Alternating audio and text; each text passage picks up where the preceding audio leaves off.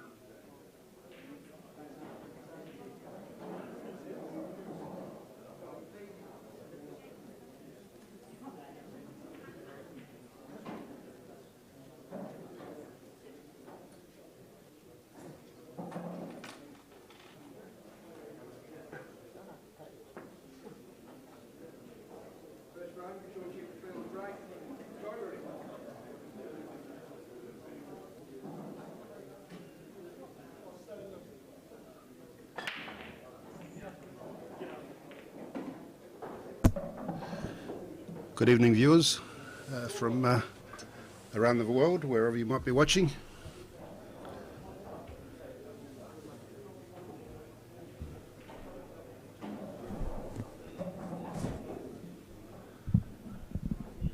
We're coming to you from the Imperial Hotel here in Blackpool, England. These are the World Championships, and we're down to the last 8. It's going to be my pleasure and honour to commentate on the Mick Hill versus Giuseppe Dimperio quarter-final. Both these players don't need any introduction to the UK, and of course Mick Hill, four times world champion. Nobody's achieved that feat, and Giuseppe Dimperio certainly working his way up to be a men's world champion. Certainly won world titles along the way, under 23s, juniors, and a wonderful young player, still very much in the younger part of his career.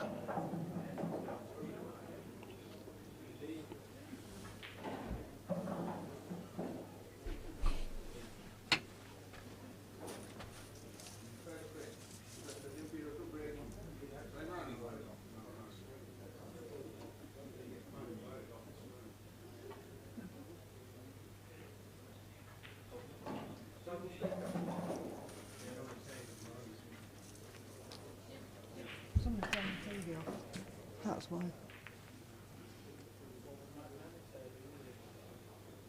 Oh, God, Bennett, no, I can't see.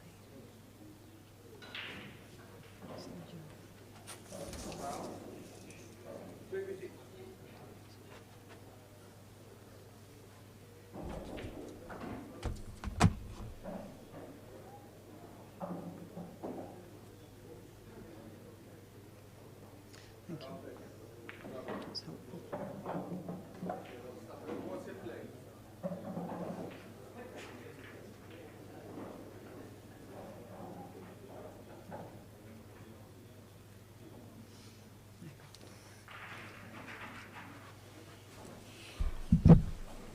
It's on the turn TV off. We don't turn it off that way.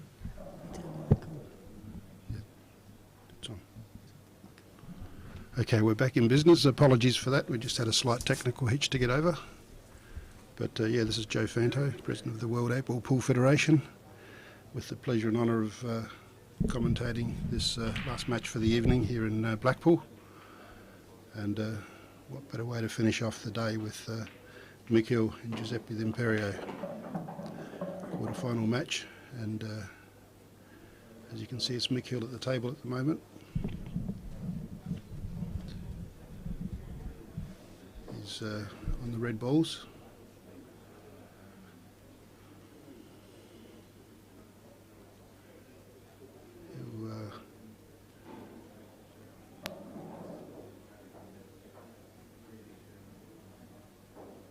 He's trying to negotiate, of course, on these situations, he's probably trying to negotiate how he's going to clear the table. and there's some obvious pots there, but it's a little bit more complex than just making the obvious pot. He'd be looking to see where the white's going to finish, which ball he's going to pot next, and so on and so on. So I won't bore you with trying to predict every movement of Mick Hill. He's a 4-time world champion. I'll just take it a simple shot, a couple of shots at a time.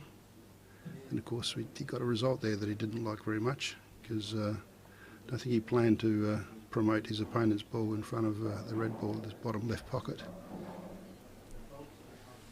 That's going to mean a little bit of work to do in order to get himself in an advantageous position in that area of the table. So he's back to the drawing board and rethink the strategy here. 30 seconds. So we just saw him, come out of the last match where he defeated Dave McQuillan of Ireland, and he didn't have things go all his way, but in the end had a reasonably comfortable win. There were patches of his normal brilliance, and then a couple of patches where he dropped off a little bit, but of course that's to be expected. And good to witness it sometimes, and you see that even these champions are human, and occasionally they'll miss a shot. So Giuseppe, who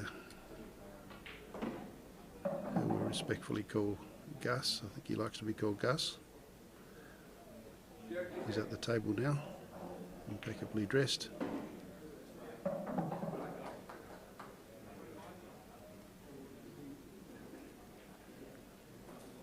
On the yellow balls.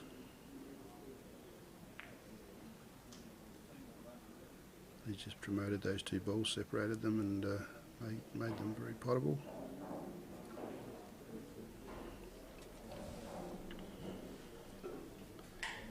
So Mick's at a bit of a stalemate here. He's got to try and work out how he can put his reds in an advantageous position. He may even give a deliberate foul here, because it would mean he'd play the red onto the yellow, so his red would...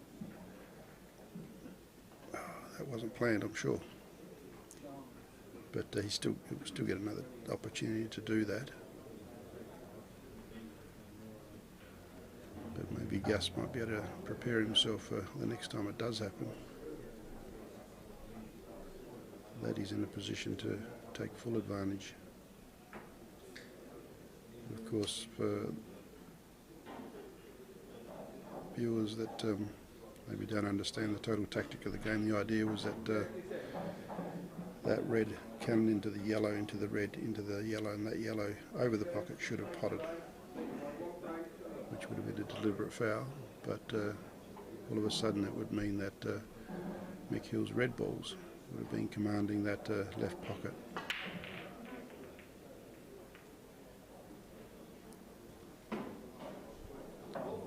So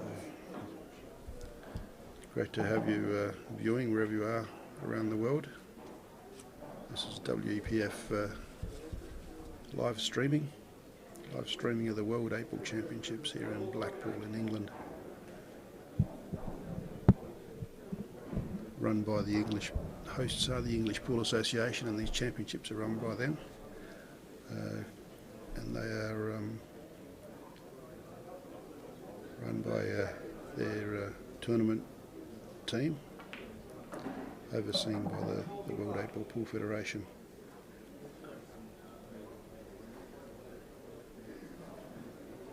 And there's been a structure in place for putting on these championships for the 26-year history, which all started back in 1992. Those of you that watch this regularly, I'm sure you've probably learnt that history now, that in 1992, Australia, New Zealand and England decided that this game should have a world body. The World April Pool Federation was founded. They were the founders. There you go, there's the deliberate foul. But it's not just a deliberate foul, it's going to be deliberate foul snooker. which means that that white can come out of there and go back to baulk if he so chooses, or he may choose to just play out of there.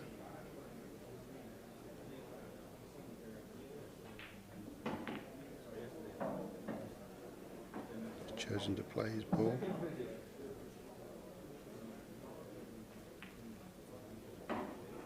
So didn't look to do anything too fancy.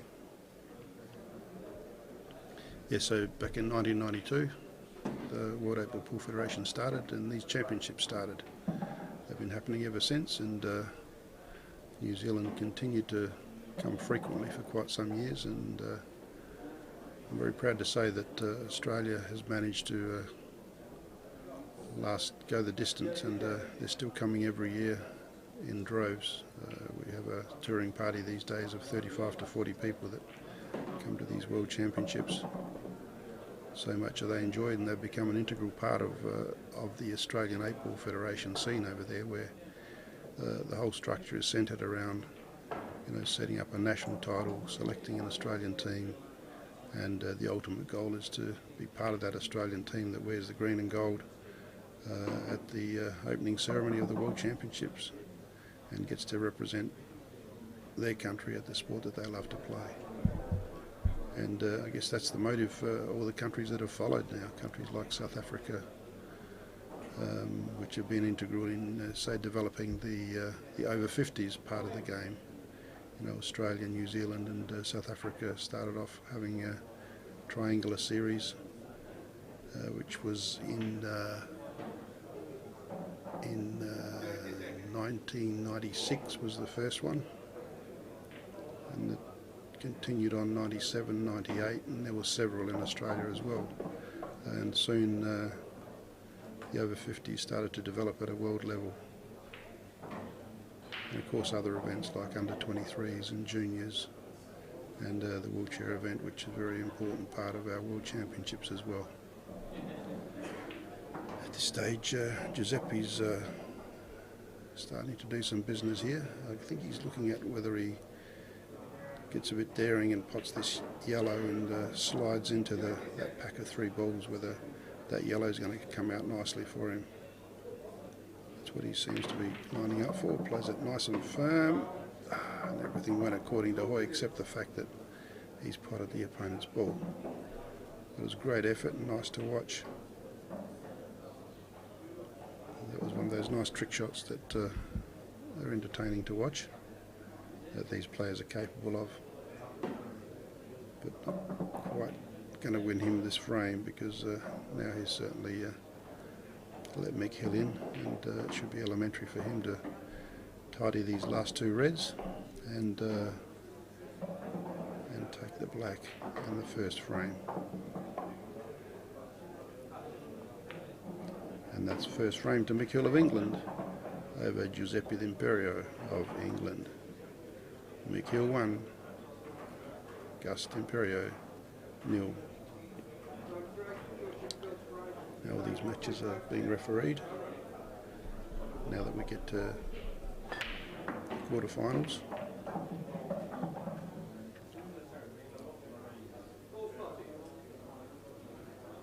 So maybe he's going looking for the triangle.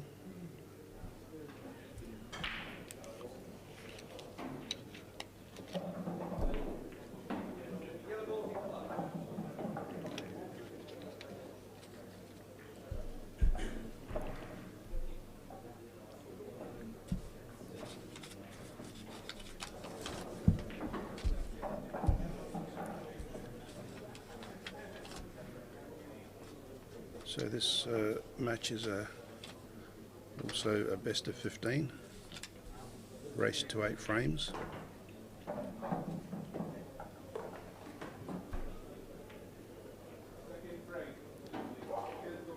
So the referee has racked the balls, handed the ball to Mick Hill. He's been getting some good results with his break this evening. Yellow straight into that top pocket. good reaction from all the balls, but managed to pot a yellow. To me, it looks like he might take the reds.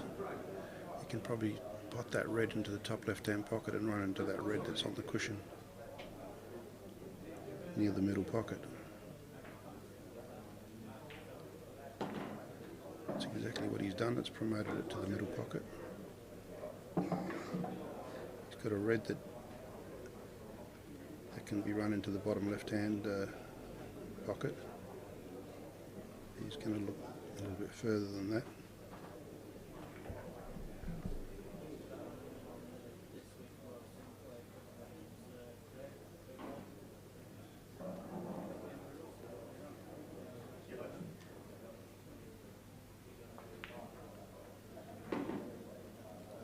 It's a nice shot.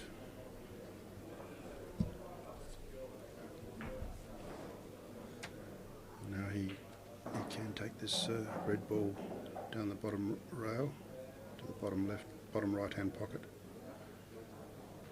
and he's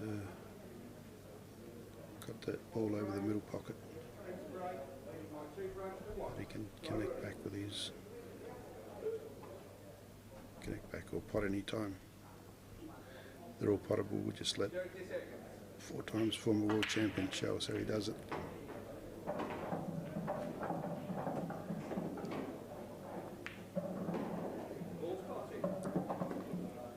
It's a nice simple pot. The game can be as simple as, and we've just seen a correction. I think I announced best of 15, but being a quarter final here, this is a best of 17. So what that means is that it's a race to 9 frames, and from here they'll all qualify. They'll qualify up 1 frame. The semi-final will go to race to 10, and then the final goes to a race to 11. So here we're playing a race to 9.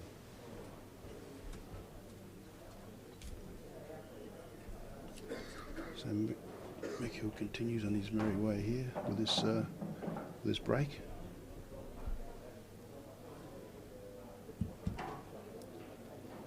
He's circling the table here.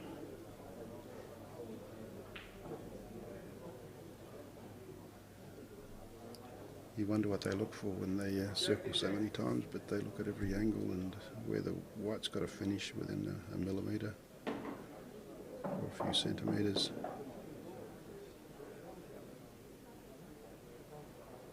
He seems to have a look out in the crowd occasionally, involve himself with a few comments. So he's been playing for quite a few hours today. And that shot, you've got to say whether his concentration did wane a little there. He keeps looking back to the crowd.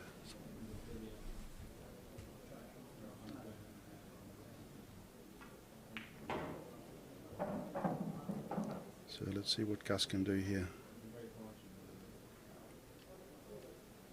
I'm sure he'd like things to start happening nice and early for him in this match if he's going to stay with McHill. Gus is certainly a capable player within his own right. If he gets a run on confidence happening, it can be quite lethal.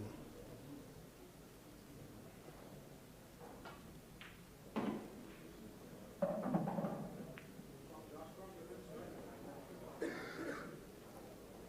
just played a safety shot. At this stage, keep himself in the frame.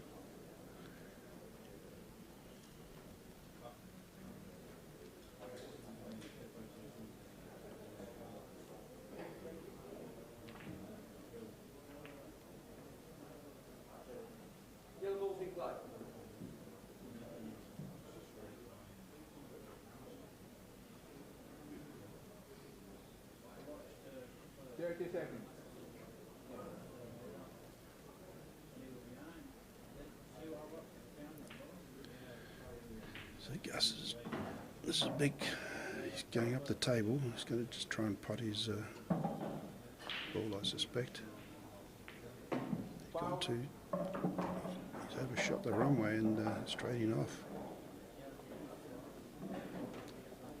And he certainly wasn't just trying to pot it, he was trying to pot that ball over the pocket and bring his wide out as well for position on the next red. So this is a great opportunity for Gus Dimperio to get into this match at this early stage.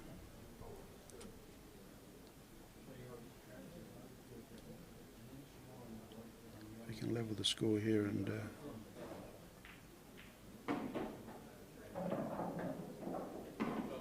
have the break in the next frame. Go into the break with a bit of confidence.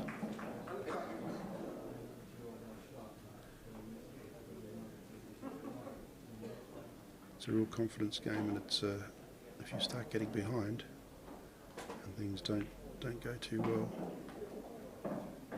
can become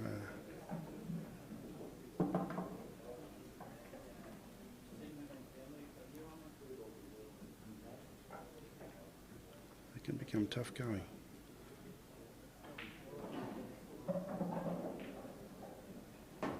And of course, if anybody is able to come down to these championships, at the Imperial Hotel, North Promenade in Blackpool here in the UK, during the period up until the last 2 days of matches, which is the 28th and 29th, it's free entry. You can come in and watch any of the matches, and there's lots of team games, individual games of high level pool. And then you can buy a £9 finals ticket, which takes you into all the finals, the semi-finals and grand finals of team events and individual events. And Gus is doing quite well here, cleaning up these last yellows, and should be able to easily negotiate this last ball in position on black. Gus Dimperio wins his first frame in this match in a race to 9 to be all level at 1-all with Mick Hill of England.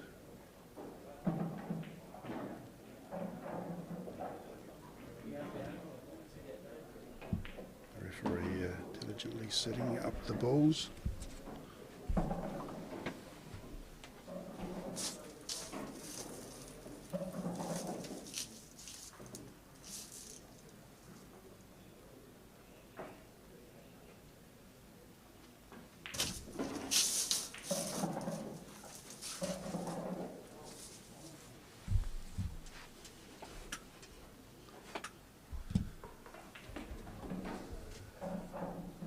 So that setup took a little bit longer than normal.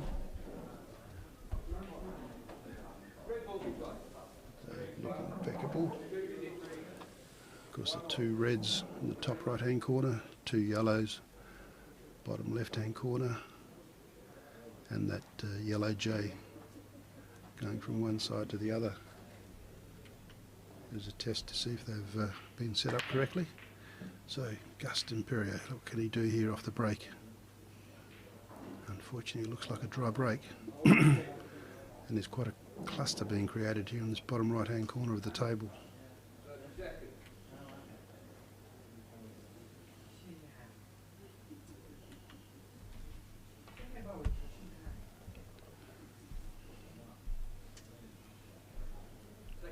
So Mick Hill gets to have the first go. He's going to play cannon of he's got that red potted and cleared the pocket. He didn't like that congestion there. So he's on reds.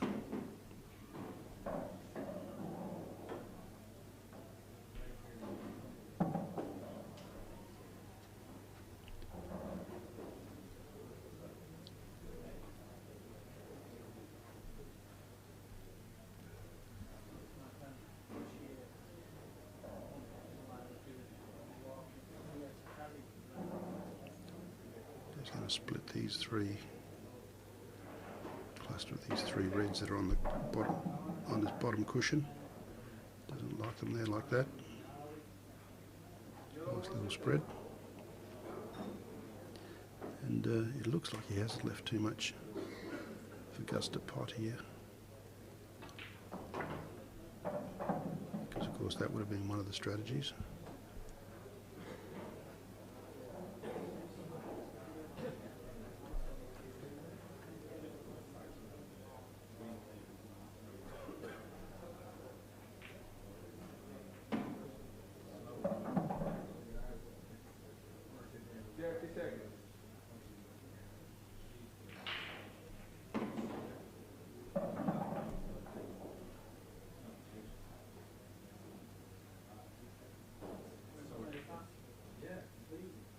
He's doubled that yellow black.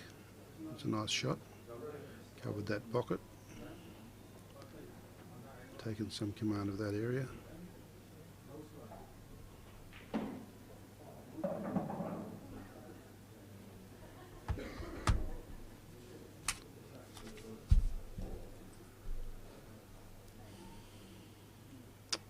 So Mickey will having a good think about his next shot here.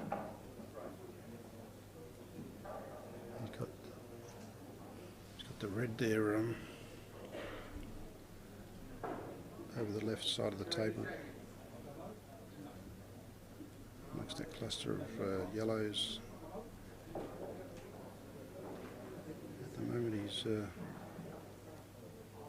got a bit of work to do to try and it's quite a nice shot. He's gotten amongst it, and there's another red there that's going to be potable. We can cannon that onto the red at the top right hand corner of the table. Nearly got position on this other lonely red that was that we were talking about before, amongst the yellows on the left side of the table here, the closest one to the cue ball at the moment. But that's pretty awkward to play anywhere. 30 seconds. But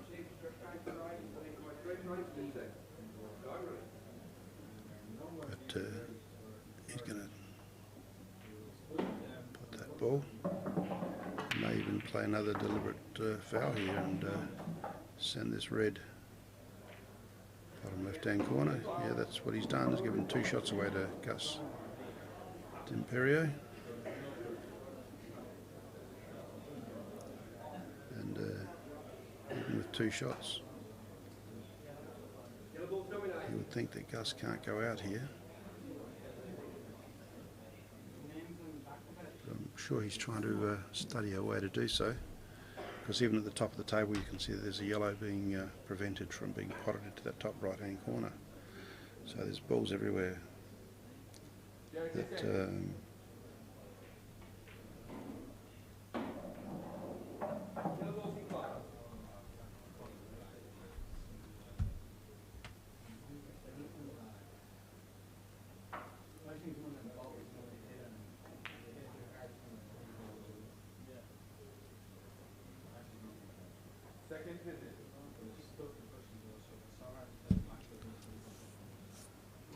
so it looks like it's going to be a little bit of a crawl here to try and get through this frame.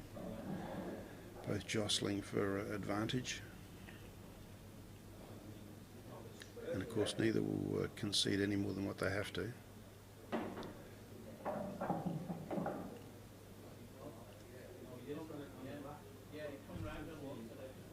I'm sure most frames are going to be very open and lots of potting, but we're going to get the occasional frame where nobody wants to concede and the balls have just happened to start off in a defensive manner with that cluster starting,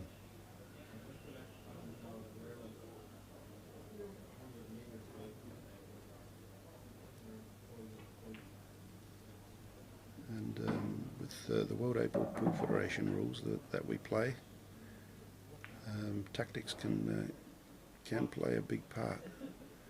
In fact, here it looks like Gus Dimperio was just about prepared to return the compliment. Either that or he's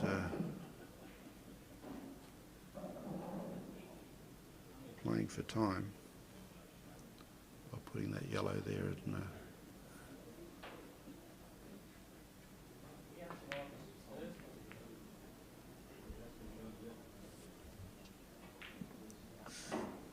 So now Mick's got all his balls out in the open except for the one that's covering the yellow, bottom left hand pocket, and Dimperio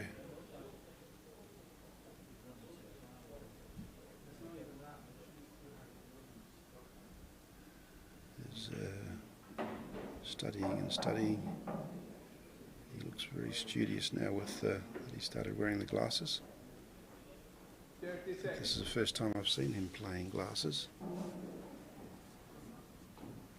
He may have been wearing them with the Europeans. They certainly suit him.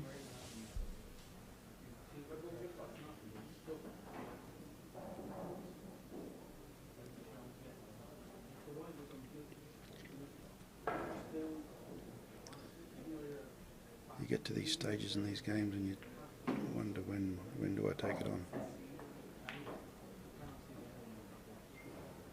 So you just keep trying to promote and putting balls in positions that are going to be easy to pot when the time eventually comes.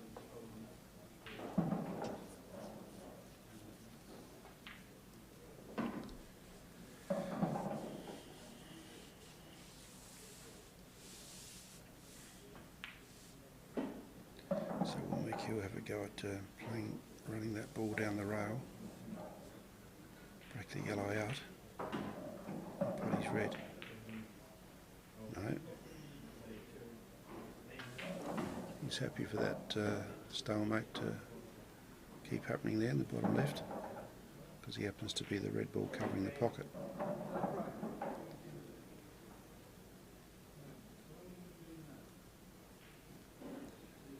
The 2018 World 8-Ball Pool Federation World Championships. This is a men's singles event. This is a quarter-final. Defending world champion Michiel of England versus Giuseppe Dimperio of England. This match is poised at the moment at 1-1 in the early stages, and you can see that both players are pretty serious about this. They're going to be taking as long as it takes.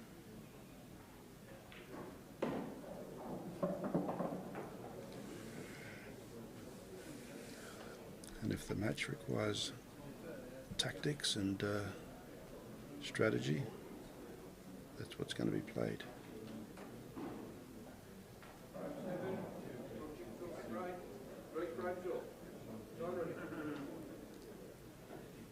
To any viewers that have just joined us around the world, we're coming to you from the Imperial Hotel here in Blackpool, England. We're watching a World Championship pool between a true world champion and Michiel, who's won the World Championship 4 times now. And now Gus is going to complicate things even more by playing the black ball into that cluster of red and yellow. So the black is, he tried to cover that yellow. I don't think he's going to be happy with that, the way he's left them, because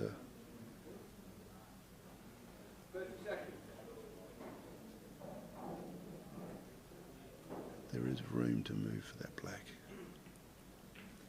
But Mick's got a difficult red ball, the red ball closest to that white.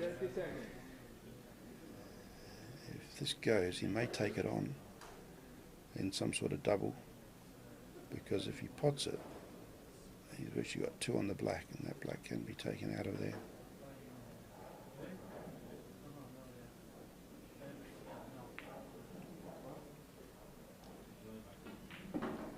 That didn't pot.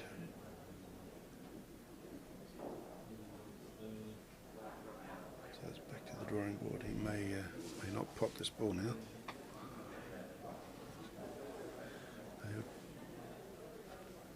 He'll try and either pot or promote this ball in the bottom cushion to the right hand pocket, bottom right hand pocket. That's what I suspect. But no.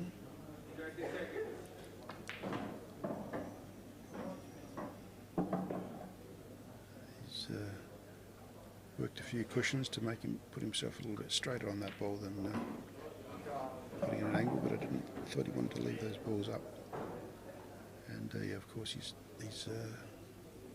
taking command of that pocket, so that at some stage it might give him a licence to give another deliberate foul and clear the yellow away. Pot the actual yellow that's preventing the black from going in.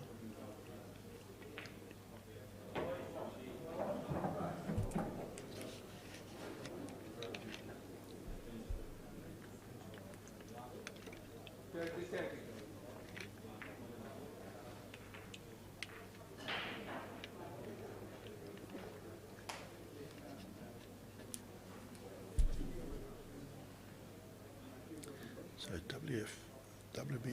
WPF live streaming is bringing this to your homes. World 8 Ball Pool Federation streaming.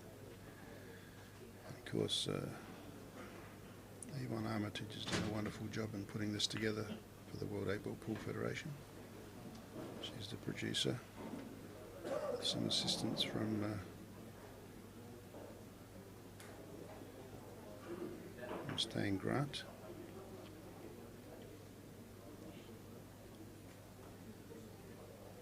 So these two players that normally you would watch them play quite attacking and fast at the moment are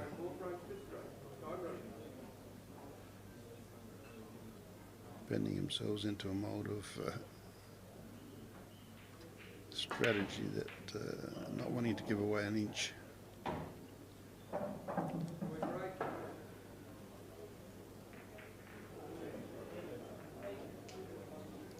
So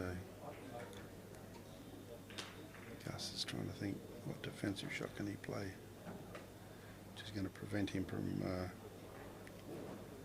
losing this frame.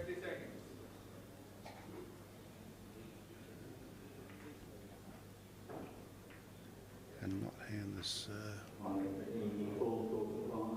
on plate to his opponent.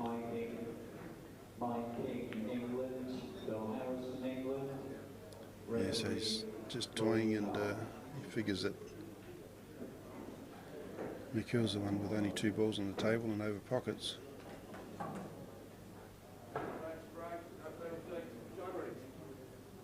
So does McHill take the risk? Black on yellow.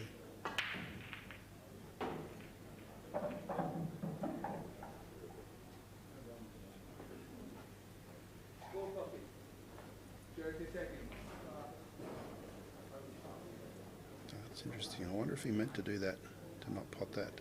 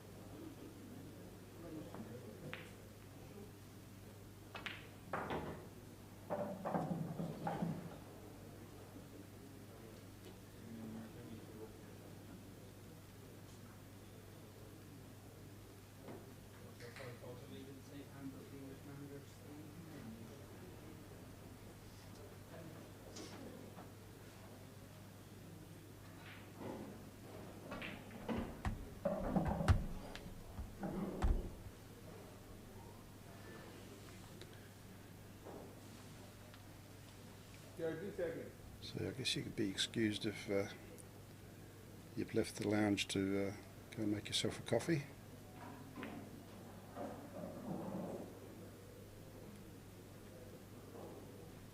Where these two players are trying to work out how they're going to win this frame.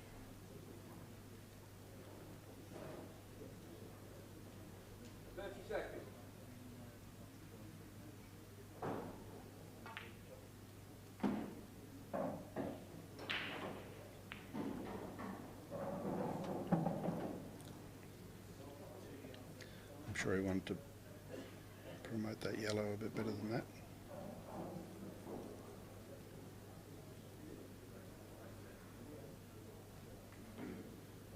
He may, if you were to pot that yellow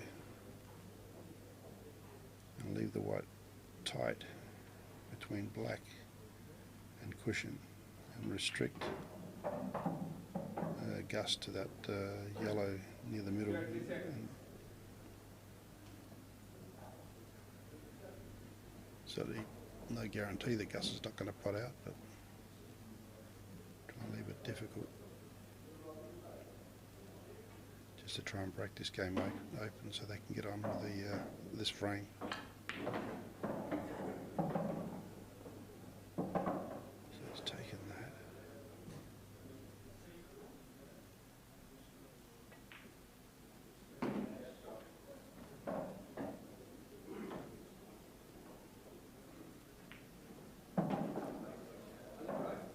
So he's thinking about playing a yellow onto this black.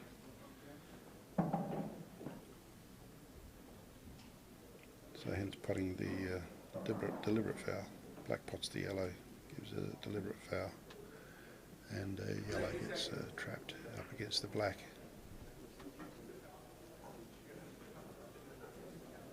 And Gus gets opportunity to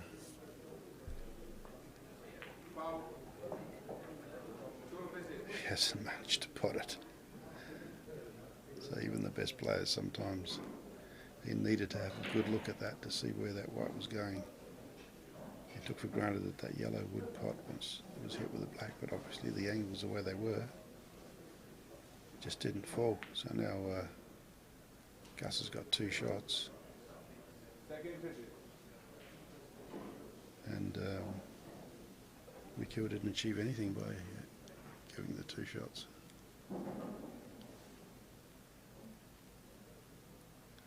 So is Gus going to be daring enough to go for it?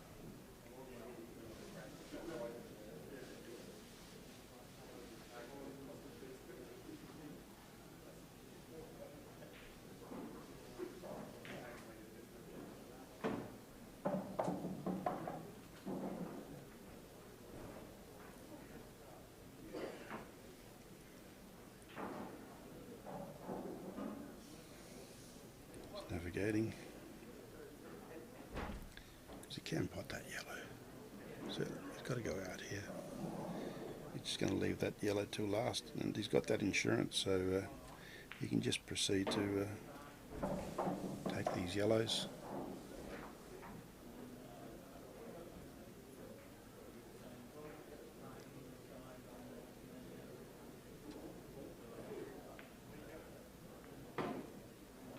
That's fallen. He's just got to pop this yellow, come back, take the last yellow that's in front of the black. Just slip back enough to be able to put the black in the same pocket.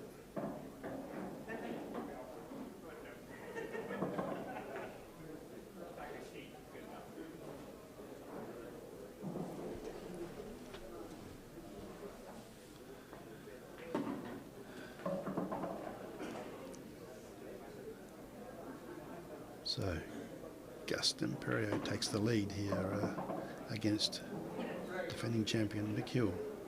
Gus leads 2 frames to 1 in this quarter-final match, which is a race to 9 frames. And of course Gus is going to break the next frame as well, so I'm sure he'd love to do a break and clearance to wipe out the cobwebs of that long frame that he had to endure. But good luck to him. He's had the patience to play it out, and he got a valuable frame out of that.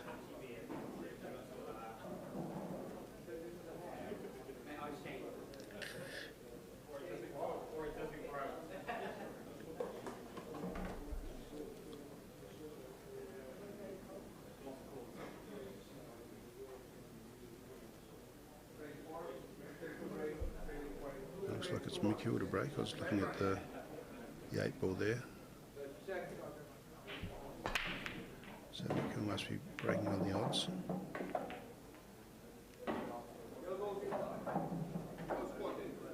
And Mikel, of course, would be hoping for the same thing, to have a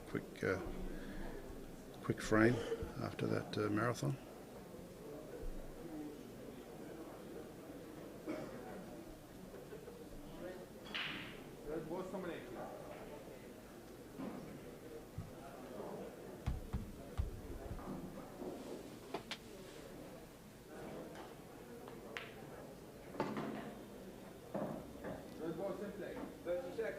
It's a nice shot from Mick. I'm sure he's going to try and make sure that this is not another long frame. Of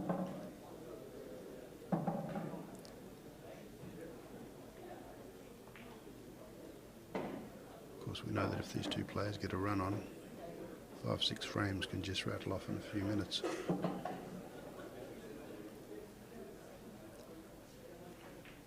But it is getting late in the day here, and these players have been playing a few frames. They still seem to be pressing on and got plenty of energy.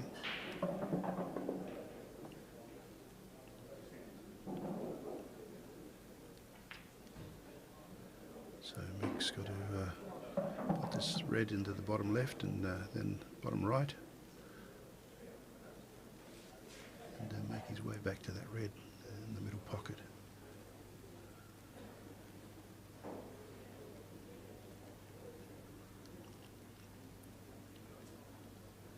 Yeah, so it must go through.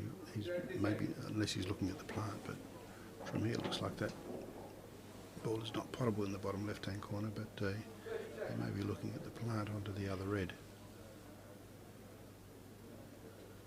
He's playing the red into the... And that's a great shot, because he's landed perfectly on that red ball into the middle. But he's got to find his position on this last red to the bottom right-hand pocket.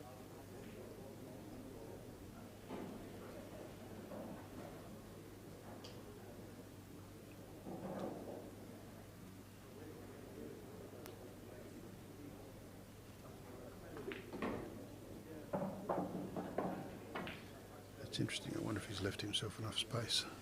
Imagine so. He's going straight down to it, so it must be there.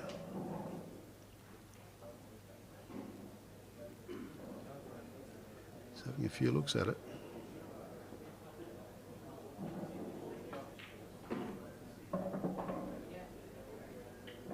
Oh, that didn't quite come around as much as he would have liked. He may opt for top left-hand pocket now instead of cut in the middle.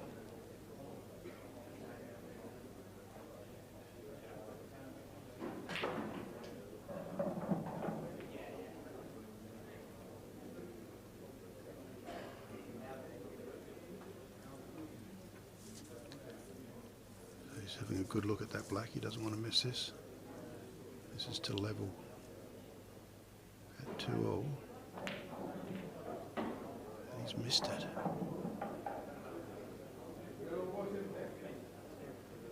He's missed it, he's let Gus in.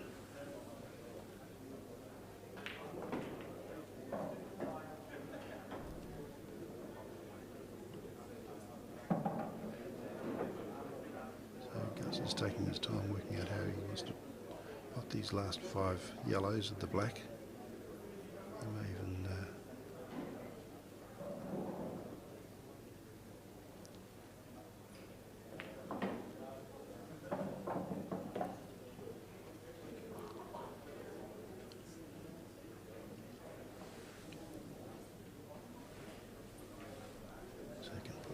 down to the bottom right-hand pocket.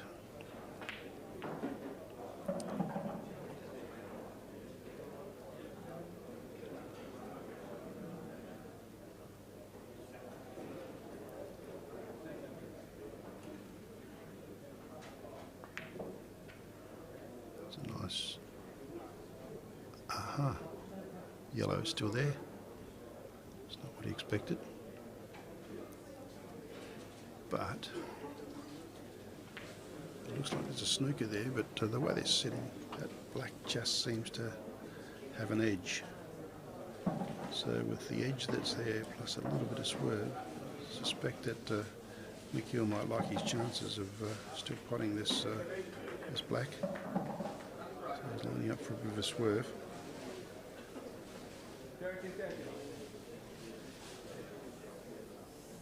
It's an important frame for Mick. I'm sure he doesn't want to go 3-1 down. Because it's just a sort of player that he's going to go across the table. He's played it firm and straight in. Unbelievable. Such confidence on a shot like that. Played the double and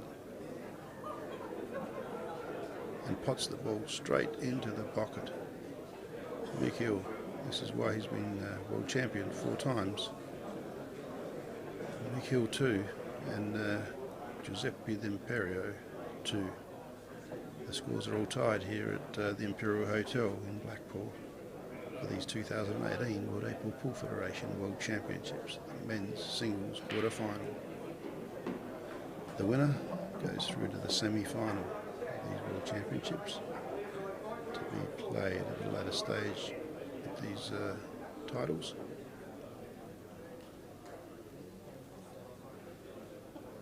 So the referee is meticulously racking these balls, making sure they're nice and tightly fitting into the triangle so that there's as much reaction as possible when the players break them. Doesn't want it to be his fault that there hasn't been any reaction when the players break the balls.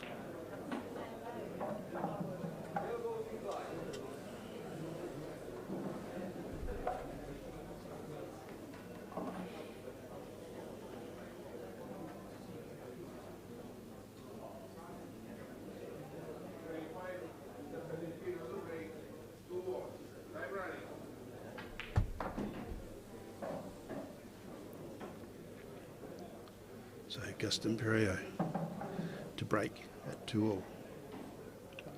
So we've got Dimperio breaking on the evens with frames, and McKeel will be breaking on the odds. So red ball's potted.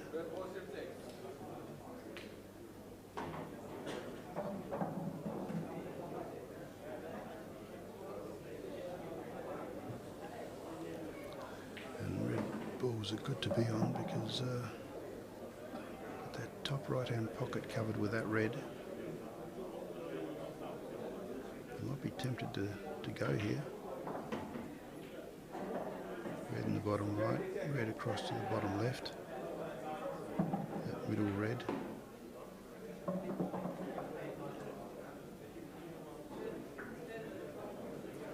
So he's got to try and play his way out of to a position after putting the thread down the rail in the left pocket.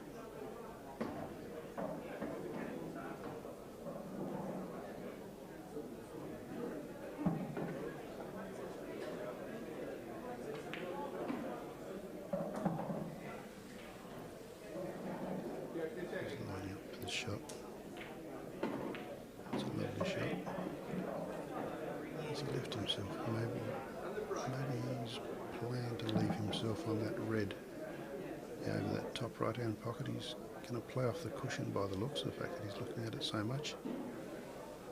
Plan to get through there, and because then he's got that red to the top left hand pocket. Yeah, played that beautifully. Well done, Dimperio.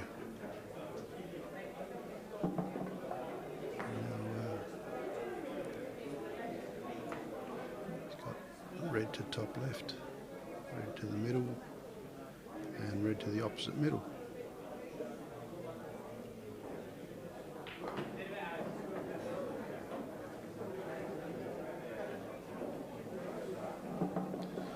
Dimperio. This early stage, it looks like he's certainly taking it up to McKeel.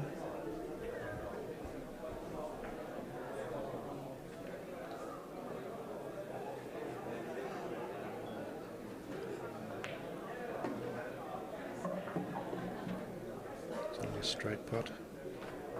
And now he's got this ball over the middle pocket, which he's able to set himself up for the black for. Now, the black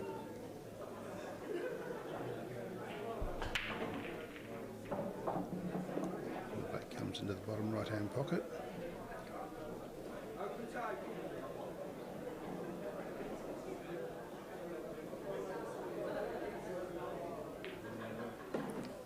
So Gus Dimperio 3 frames, Mick Hill 2. So he takes the early lead in this match, which is a quarter-final match where they're playing for a spot in the semi-final of the World Championships 2018, coming to you from the Imperial Hotel here in Blackpool. So wherever you might be watching this streaming, a warm welcome to each and every one of you, wherever you are in the world, particularly if you've just joined us. If you're in the UK, hopefully you've been probably watching for many hours today, because there's been some wonderful pool and some great champions and great pool players come through the day, playing some magical shots and entertaining us. This event is put on by the English Pool Association under the auspices of the World 8 Ball Pool Federation, and the streaming is coming to you courtesy of the World 8 Ball Pool Federation live stream team, which is predominantly Yvonne Armitage, with assistance from Stan Grant and the commentary team. So tonight in commentary, it's yours truly, Joe Fanto, President of the World 8 Ball Pool Federation. As the championships go on, we hope to have some guest players commentate for you.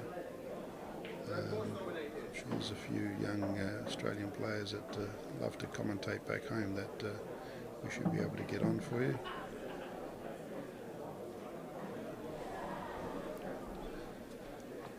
So Mick Hill will be looking to peg back this frame very quickly. Sure, he's not used to trailing very much against anybody.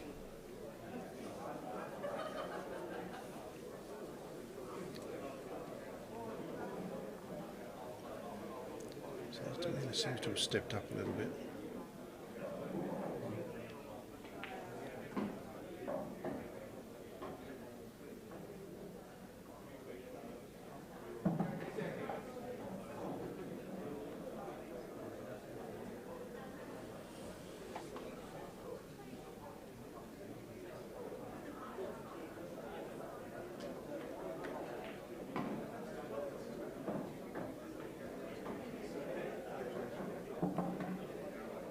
So I can't see from here whether he's got a direct hit at that red, but he'll probably be able to negotiate it off the cushion if he wants to pot it.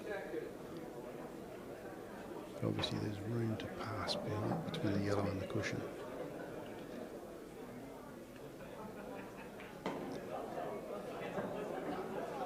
So he's played that with side to bring the white out. And I think that red sneaks into the middle left past the black. And bring the white ball set up on this yellow, which is he's taking that red first, and the red along the cushion into the left bottom left hand pocket, so his whites just slides across for this red ball to be played into the middle pocket, and now the red into the top right hand pocket, and just slightly screw back for the black into the middle left-hand pocket. And that's the third frame to Mick Hill of England against Gus DiGiorgio of England. So the score stands at 3 frames all from Mick Hill and Gus DiGiorgio in this quarter-final match of the men's singles at the World 8 Ball Pool Federation Championships for 2018. So I guess we'd be hoping to that the tempo is going to be lifted like that frame. Mick managed to get away to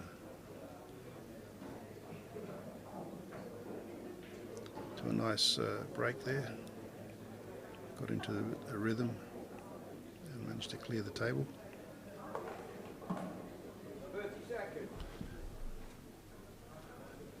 So it's the evens, and it's Dimperio, Giuseppe Dimperio. It's my understanding of the Italian pronunciation. Not quite sure what the preferred English pronunciation is. He seems to answer to the name of Gus. And I'd suggest you probably pronounce it Dimperio.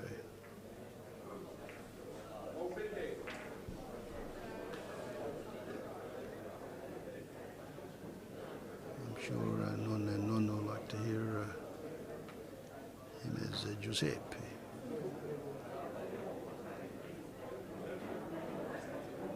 But this is serious business here. He's 3-all up against a 4-time world champion, and he's concentrating very hard to stay with him and play the pool of his life. The aspiration of winning first men's world title. We know that he's won, I believe, several junior under-23 titles.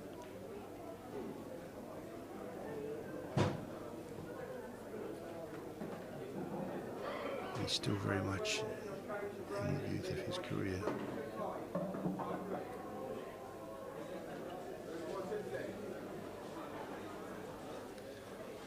So how would Michael feel about this situation?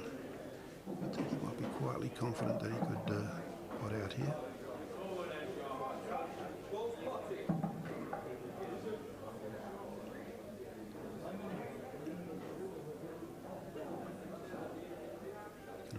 The plant,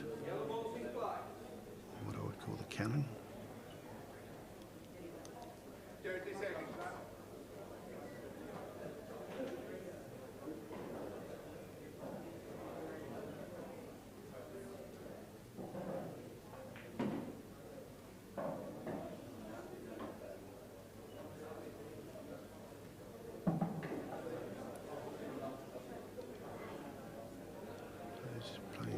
Conservative. Not prepared to take it on yet.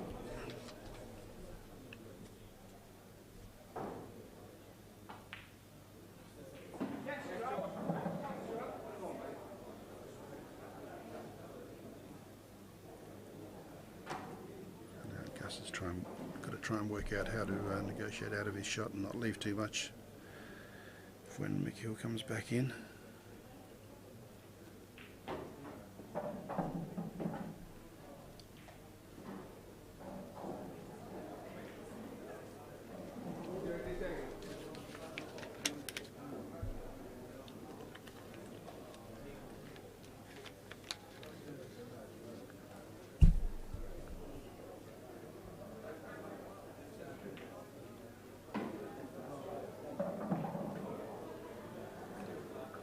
An interesting shot. Surely that wasn't planned.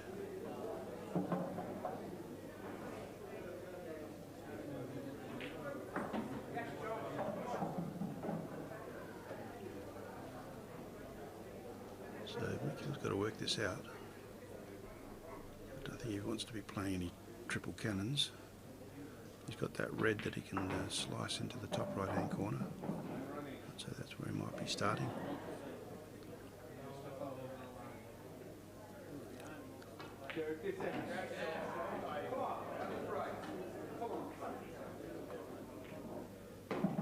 So he's certainly potted that ball nicely, and he's come down the right end of the table to do some work on these 3 reds, hopefully pot all 3 of them.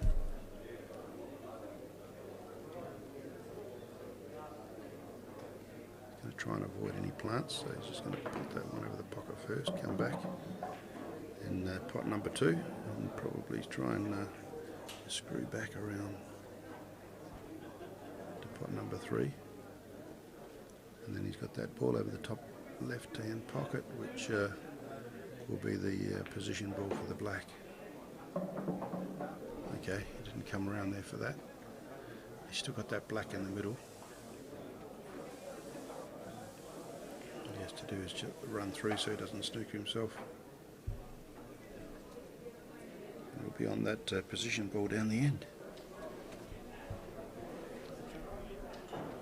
Playing with top, queuing over the cushion. Ooh, it looks like he may have snookered himself. Can't believe he did that.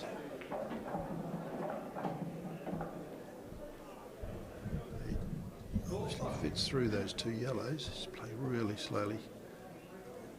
And he just couldn't pot it. But he's got another shot as well. He's giggling. The fact that he needed 2 shots.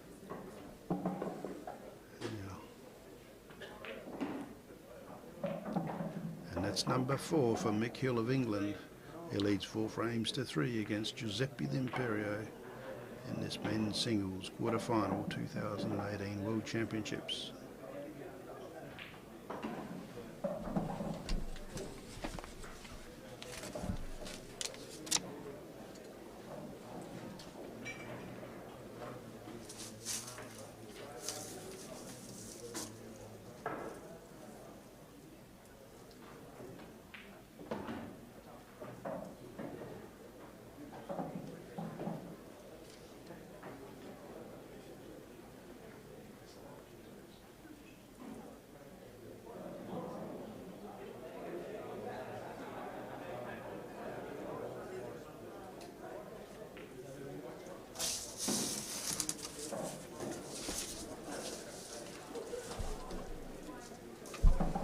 Sasha Gauchi conscientiously taking his time on those balls, making sure they're all tight and in place and not leaving any excuse for players to ask for a re-rack. So we've got a grin out of Mick Hill finally, a big grin.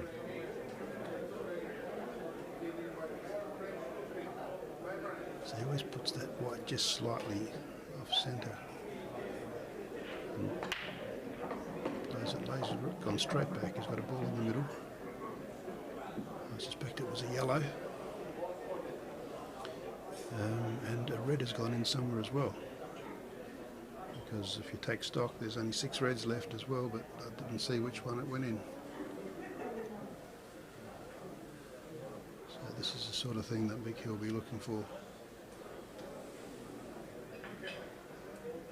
Pot off the break. Do a bit of a walk around. Work it out. And then get on with the business.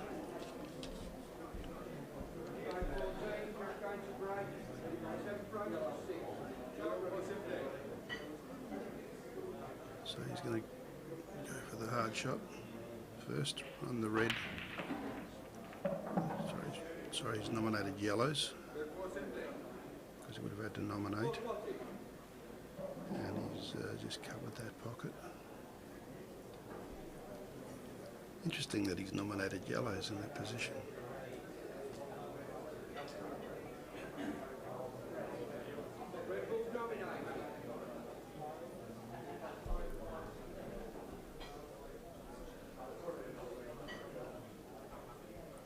So now Gus is on reds and he can certainly put quite a few of them, but there's that red that's stuck down this corner of the table, which you'll probably take on now and cut it across to the left-hand pocket, the bottom left-hand pocket, and it'll promote that red which is closest to the white at the moment as well. But he's shown preference to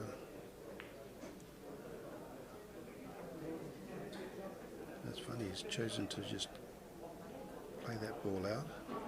Whereas if we were going to go that way, I think a lot of us would have had the tendency to play the plant onto the red over that right hand pocket. I guess knowing that you've got this problem with red on that left cushion near the middle pocket, and also the red bottom right hand corner of the table. You're just playing conservatively. So what can muster up here? I guess he's the one that's got the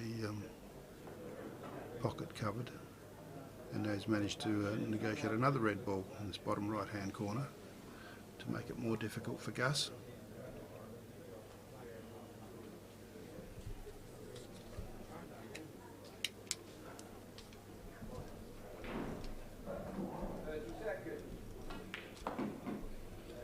Of course, the referee's from Malta loves his pull. He's been coming to these World Championships for quite a few years as an international referee.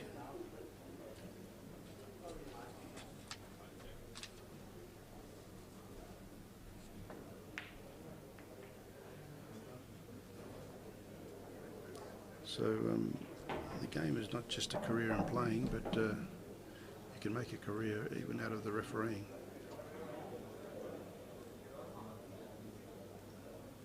You know, the pride of wearing the uniform and learning the rules properly to the nth degree. It's a lovely shot, but not a good result. So he's not happy. And then, of course, the mannerisms of being able to fluently move around the table with efficiency and put yourself in a position where you're going to see everything, but at the same time not be in the way of the players.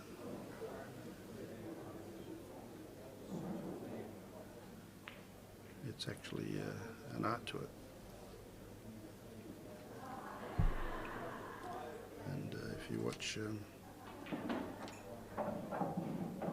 Sasha when he referees, it's a great example of the ideal behaviour of a referee.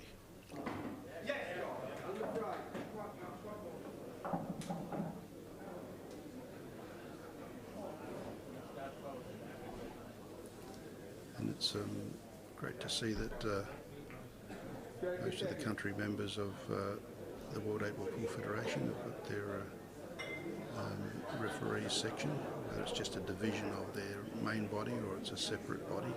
Here in England, there's a separate body for the referees. The referees at the English Referees Association.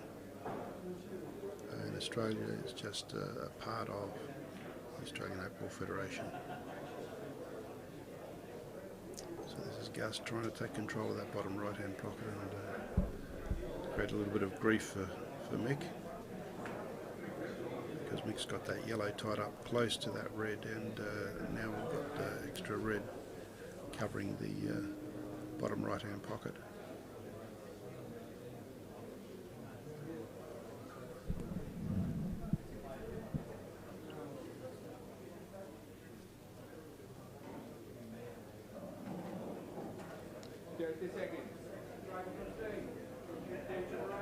Just going to tap this back. That's a lovely shot.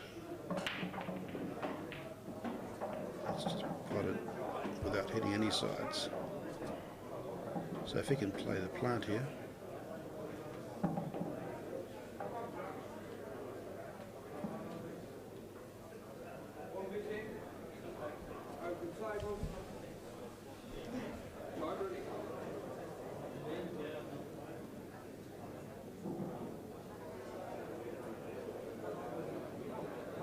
getting up, trying to feel comfortable with the shot. Certainly not an easy shot to play this plant from that distance. Sometimes they look easy when you line them up, but then when you're about to stroke, and he's played that perfectly. And he's come out enough so he can pot this yellow into the bottom left-hand pocket, but he's got the option that he can pot the other two balls first if he wanted to, but I'm sure he wants to finish the business off in this bottom left-hand corner of the table, so that he clears away that when he pots those other two balls, that black's going to come into the same pocket. Working out as to how he wants to play the white. Which angle he wants it to shoot out at.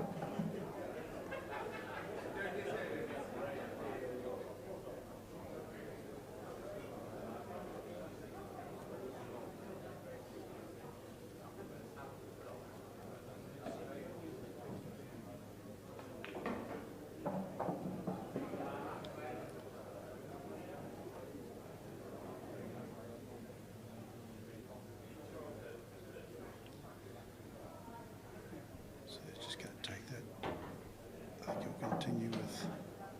I'm surprised that he didn't take this yellow ball first, but he obviously likes the idea of putting this yellow now the top left-hand pocket. And yes, he knew where he needed to go for position on this last yellow. So just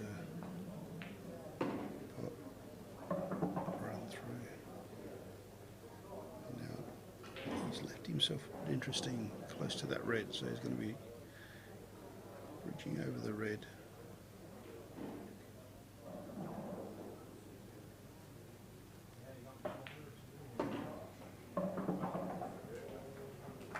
And he's potted a nice black and avoided all the dangers. The white ball has stopped.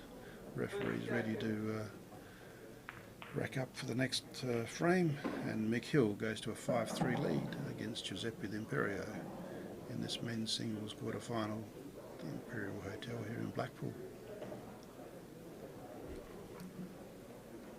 So this will be the last match for the day. It's been a wonderful day's play. In fact, since the singles started, we saw some good new talent coming through from the qualifiers. And now we're getting to the business end of the men's singles. This format has worked really well,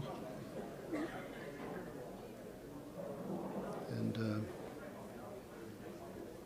it means that the team event will start on the weekend, the opening ceremony on Sunday, and all of next week we'll be playing team events for ladies, men's, juniors, under 23s, over 50s, and wheelchair. So Gus Dimperio to break.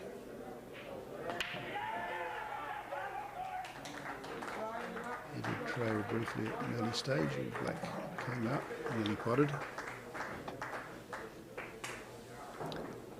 But nothing down. So Mick Hill gets the opportunity here.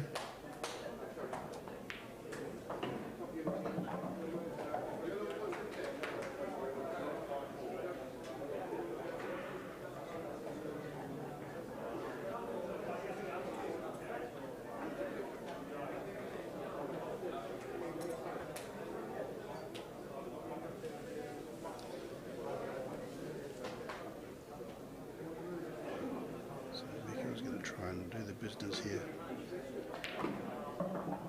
There's a nice break there. You can put that yellow in the black, put on this bottom right hand corner.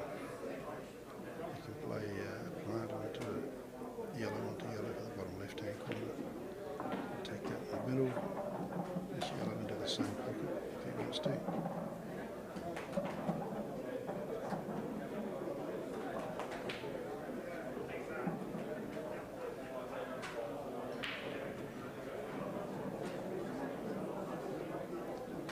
Seems to have the right angle to play the plant at the moment, but he's also got a nice straight shot on that yellow into the middle, and he'll still have that position on the plant.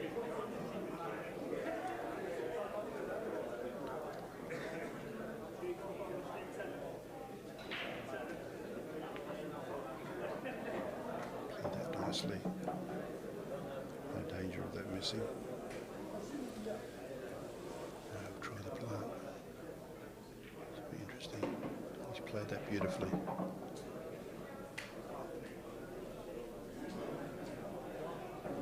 Now the real Mick Hill is starting to stand up.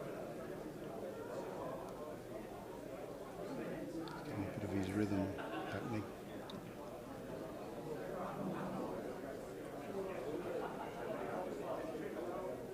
No, doesn't like the feel of that.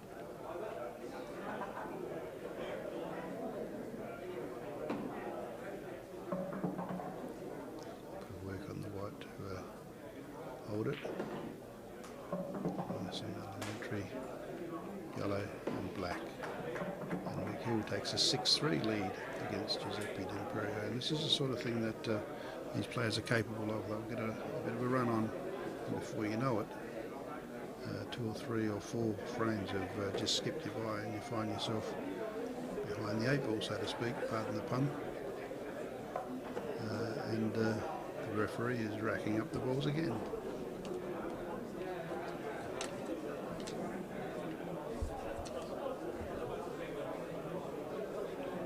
Goes through his routine. So these championships are coming to you from the Imperial Hotel here in Blackpool. If you've just joined us, I'm sure some of you have been with us for quite a while. We certainly appreciate your company. And for those of you that have just joined us, there'll be more action tomorrow. But definitely stay with us and watch the end of this intriguing match between two great players in McHill, 4 times world champion, and Giuseppe Dimperio, who's been certainly world champion in various age categories. So McHill's having a little party here.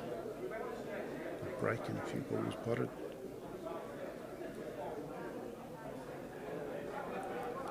He's got choice. He's potted a red and a yellow, so he's still got to make a choice though, they're the rules, as to which ball he wants to play with. Make a nomination. I think I would take the yellows, knowing that that pocket is covered on the bottom right hand. So that's a bit of an insurance ball.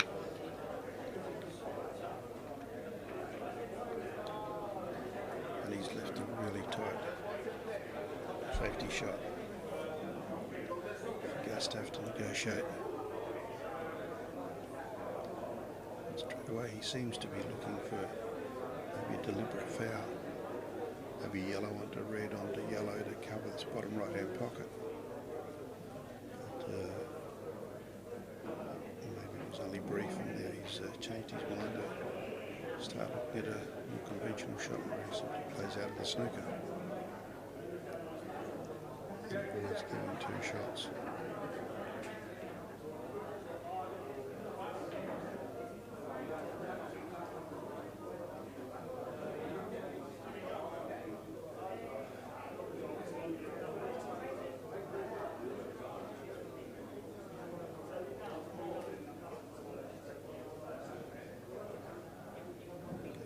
Played out of that snooker and also left McHill very tight. It was a lovely shot. And McHill likes it. He's applauded again. Maybe he wanted to make sure that you viewers saw it at home.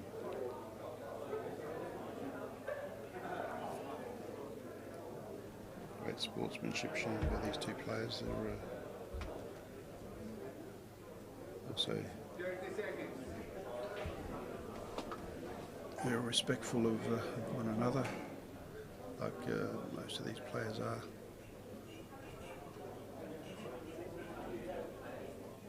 It's a wonderful pool family.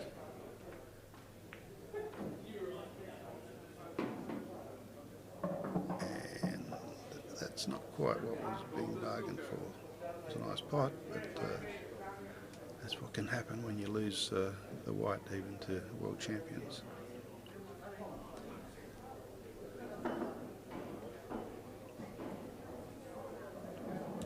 So he's going to work out a few angles, see how we can come back to these yellows and not give 2 shots. Or does he work out a deliberate foul, which is not going to cause too much problems?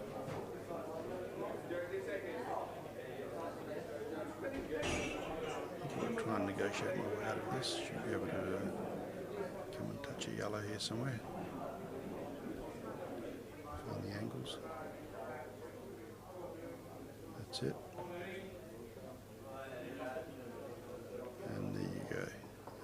shot. Dimperio wants to return the compliment and applauds by that tap at the table.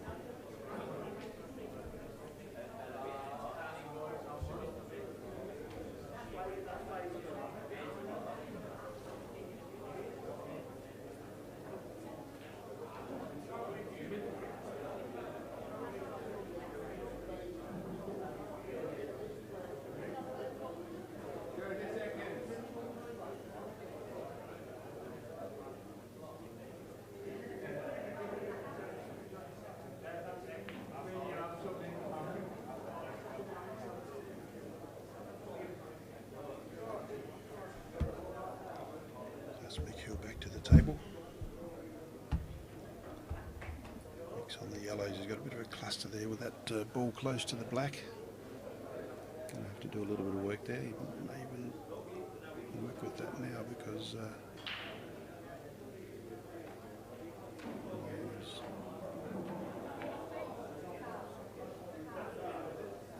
choosing to just play in without giving away 2 shots.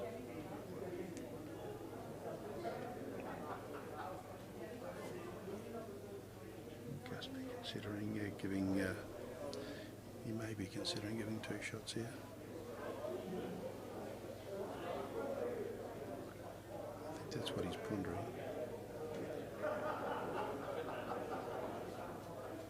Assessing whether he thinks McHugh will go out. But you can rest assured that if anybody can work it out, it will be McHugh.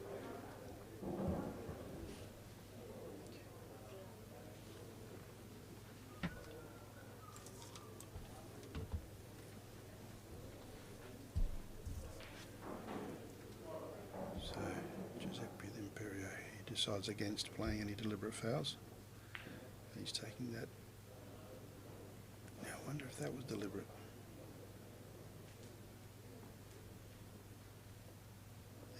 These players are so good that when they do miss a shot, they've got you doubting as to whether they've done it on purpose.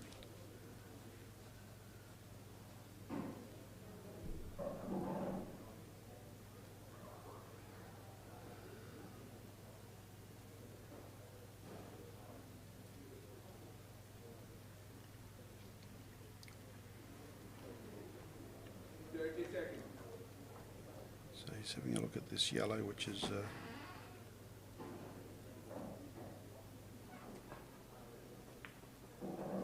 it's a lovely shot. He's just curled around and he's promoted that yellow over to the bottom left pocket, and also done the same with the bottom right pocket. He's actually promoted that yellow to cover that pocket even a little bit further deeper into the pocket. So Gus has really got his work cut out to try and pick a winner in this frame.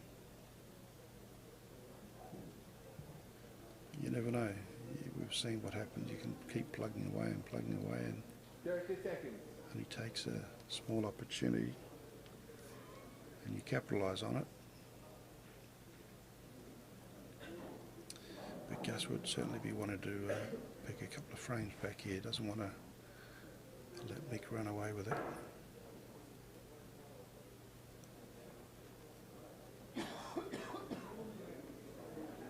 It's a race to 9 frames.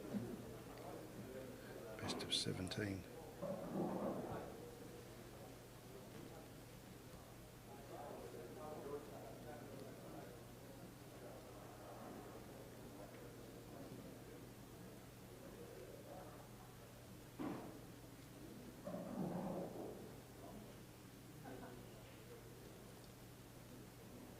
Seconds.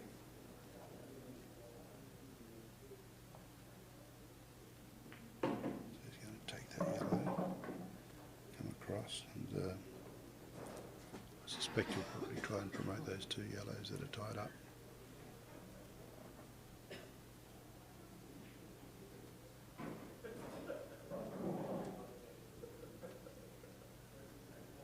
So a good look here.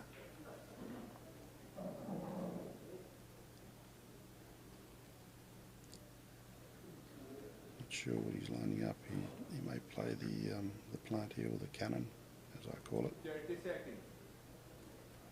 But of course, you want to make sure that he still leaves his pocket covered when after he's played the plant.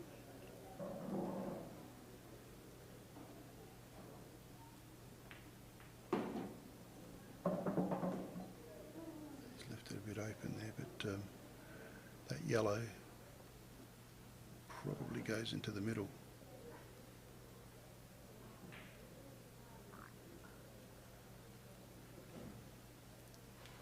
I suspect it goes into that middle left pocket, and if the white's able to just nudge into the other yellow, promote it.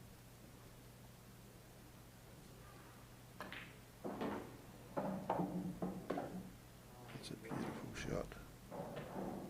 I have just overshot it a fraction, but if that pots into the middle,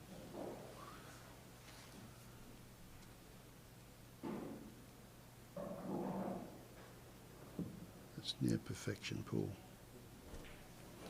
But no, he's shaking his head. Not quite. It's a great attempt.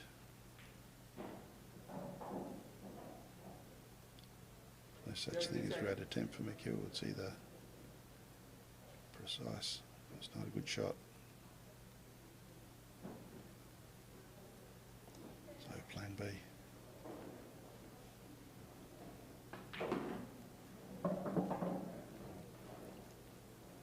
So that's a different angle. So now he's got the shot in the middle. And that's lovely played in a straight black remaining. As they say, there's more than one way to skin a cat. And that's McHugh racing to a 7-3 lead in this match now against Giuseppe Dimperio in a race to 9. He's taken a commanding lead in this men's singles quarter-final.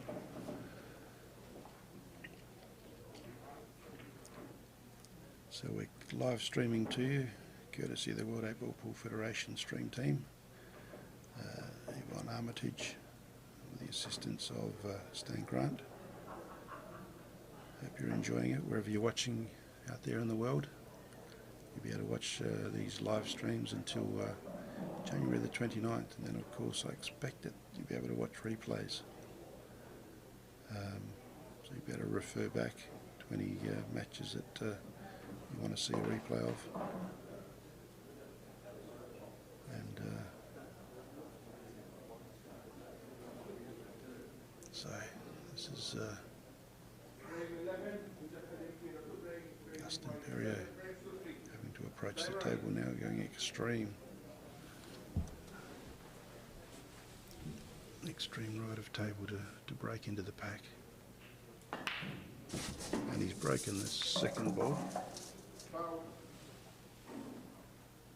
to try a different tact.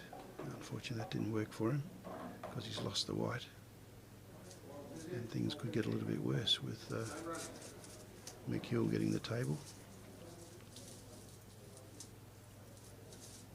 But there's still quite a cluster here in the near the black spot, near the black. Of course, Mick goes there straight away to see what sort of work can be done to spread them and help achieve a result which is going to give him a clearance. So it'll be interesting to see which ones he fancies. But reds are certainly mine, and he's already looking to see how he's going to get in there and get that red out between those two balls in the middle. And that's a lovely shot. Not quite the result he wanted, but just to be able to send that white full length of the table and break those balls to try and create that break. It was always going to be a big ask to go game from there. But you never know. He's got that red, which will probably take into the middle pocket.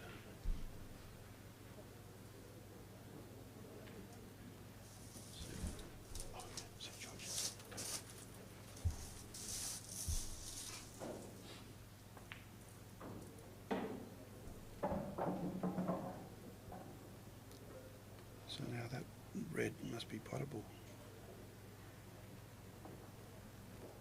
As I said, and not only is that potable, then he's going to break the black out.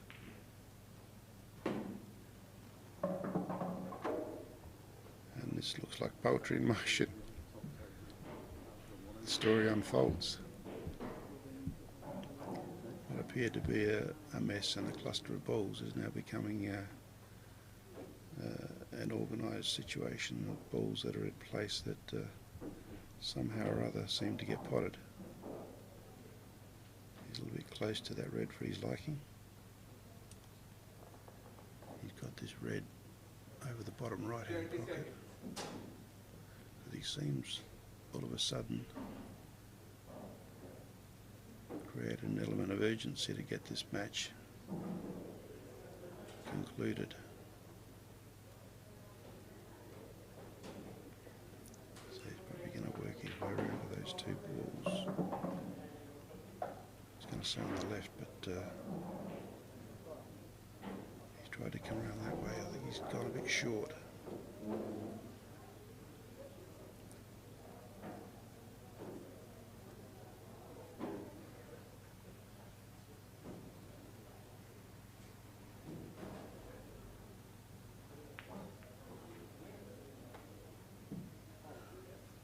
He's upset with that shot. He's not happy. I think he wanted to make the table his in that shot. He was looking for 8-3. Now Gus gets the opportunity to try and do something and stay in this match. He's certainly got to clock up a couple of frames here if he wants to stay in this match, because with only 2 frames to go, it's just about out of his reach. But if he can steadily get into a rhythm, he's quite capable. But it is a 4 times world champion. He's got to try and hold down to achieve it.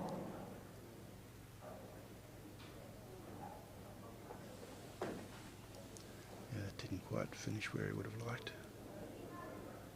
And he's got a red closest to the white, which is and he's also expect that this red over the bottom left pocket might also be potable.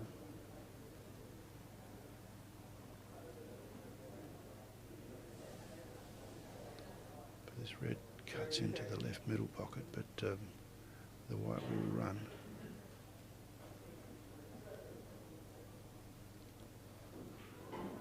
Of course, Mick will know where the white's going to run. Yeah, so he's shaping for that ball.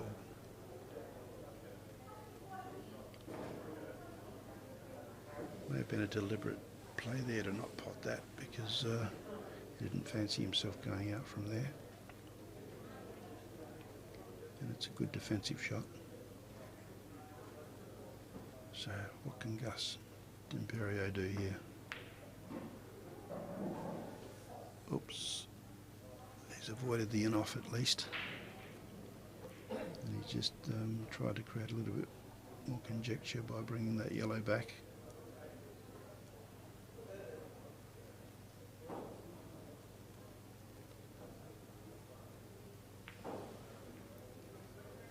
That's a nice shot.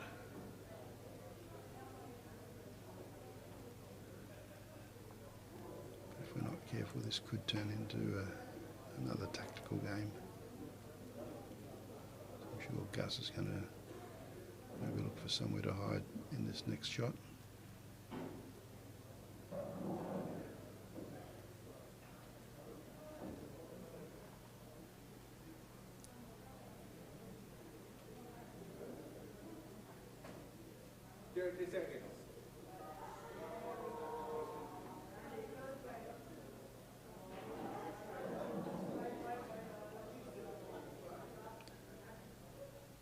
Dimperio.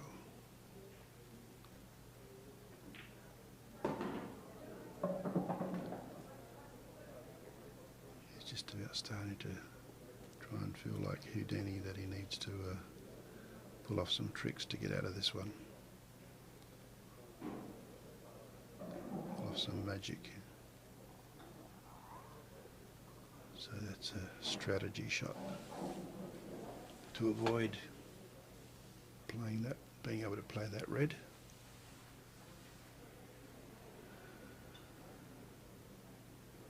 So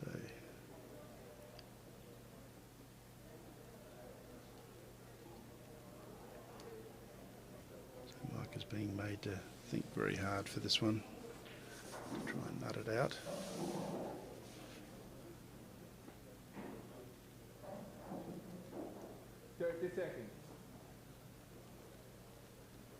Of course, if he's able to get to the other side of the table, near that left rail, he'll be able to.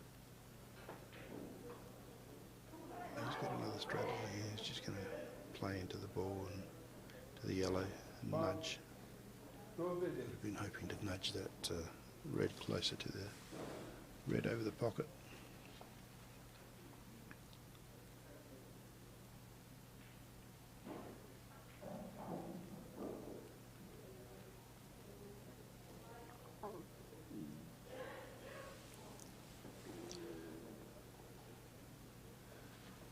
So that's interesting.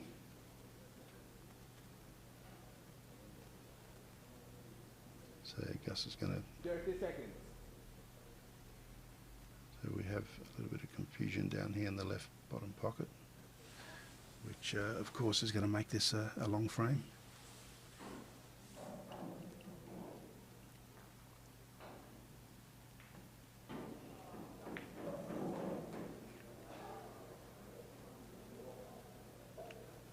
Unless Mick can find a way of playing a red and cannoning into that area, and one of those reds potting or opening up.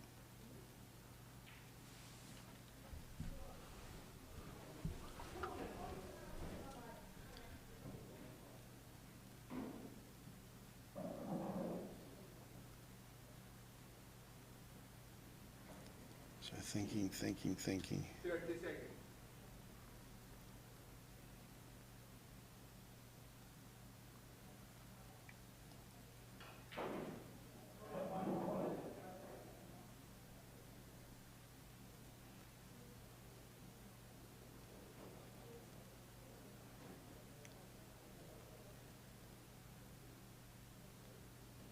So it's getting quite late at night here now, and as you see, the room has pretty much cleared. But that's not going to deter these two players. They're determined to get to the final of a World Championship. So neither of them are giving an inch.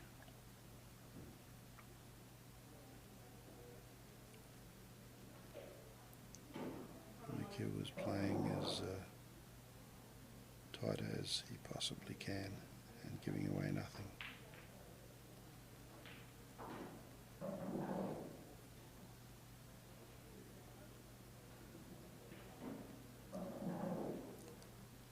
So Gus is looking at that cluster of yellows near the black. I think maybe he was looking at that, possibly having a go at that yellow to this bottom right hand pocket.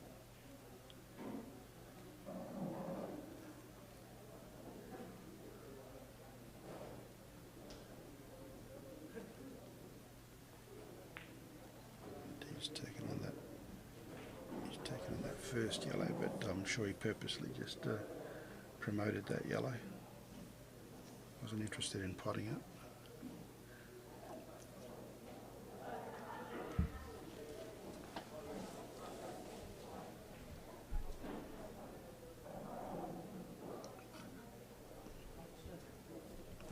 So will Mick Hill try and create more confusion in this bottom left-hand pocket?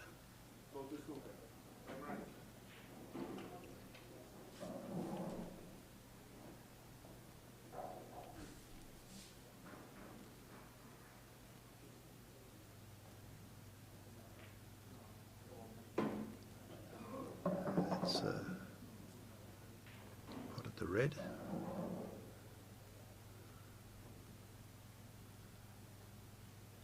good pot. Not sure that he wanted it, probably just wanted it over the pocket. So now he can't there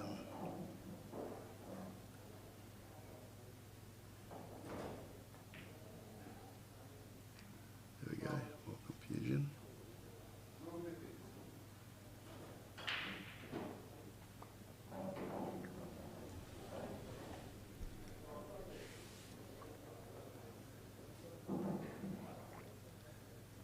So Gus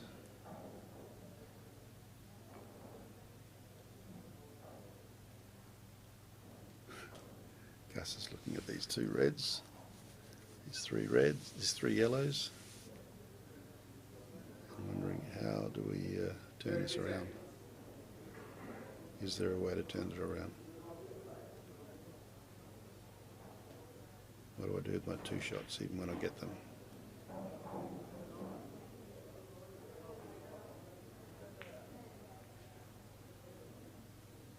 Second visit.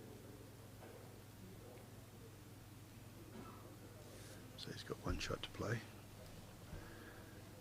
So it's interesting because that yellow now does go behind. Clearly can get in and pot one of those reds. So I'll be very interested to see how McHugh plays that, whether he gets himself in there. But the black, of course, is still a little bit tight there with those two yellows very close to it. But a good blast in there might clear everything.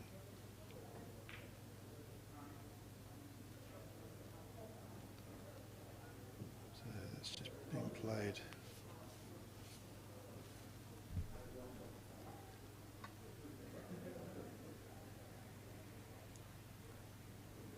So now Nick's decided to just break those balls so that the black's in the clear, which is one less shot to be wasted to have the black clear. So Gus could be potting a few balls here, and then with two trying to break those three balls out if he was really feeling aggressive. But it's 7-3 down. He's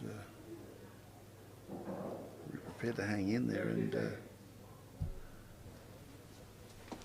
and make it as tough as possible with as least risk as possible, but it's not easy to turn these frames around.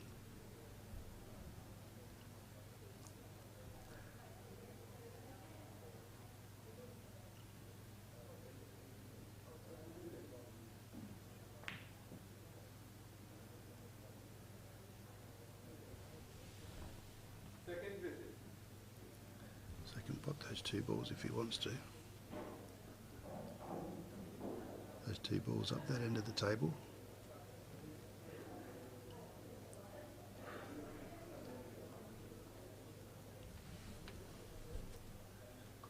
This is quite an intriguing battle. I think you can probably go and put the tea on and make a cup of tea or a coffee. So he's played that black in there.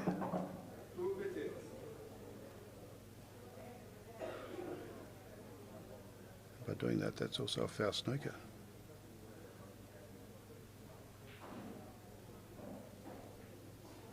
So he can nominate any one of those yellows, promote that red into the pocket, and then still have two to put the black. So this should be the turning point.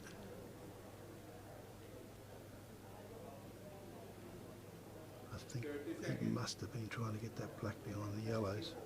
He certainly couldn't have been. So he's nominated for the yellow ball in hand.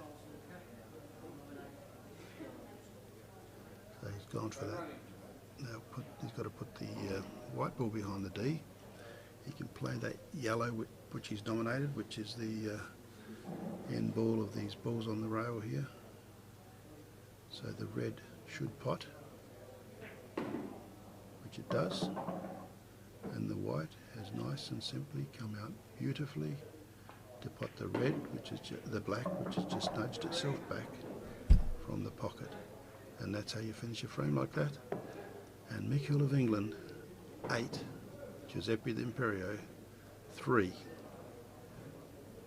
So, Mick Hill has one frame. He's one frame away from another semi-final at these World Championships. And of course he's playing for number 5 world title. He's won 4. And Gus has got a massive job if he's going to get back into this match. He's got a real mountain to climb, both mentally and physically.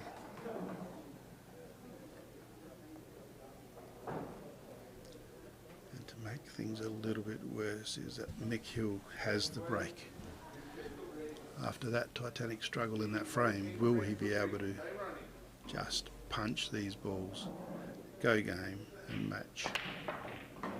So, no, it's not going to happen off the break because we lost the white.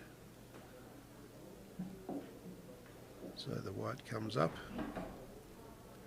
Sasha's just dug the white out for Gus. Sasha Gauci, the referee.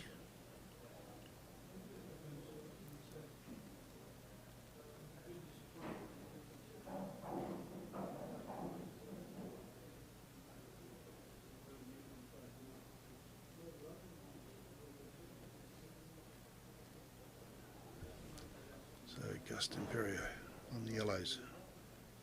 So he's going to play it into the middle.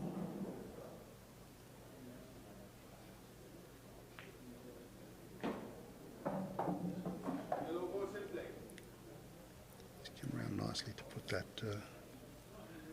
yellow just near the middle spot into the middle, but now he's going to take yellow down to the bottom right first, and probably yellow to across to the bottom left.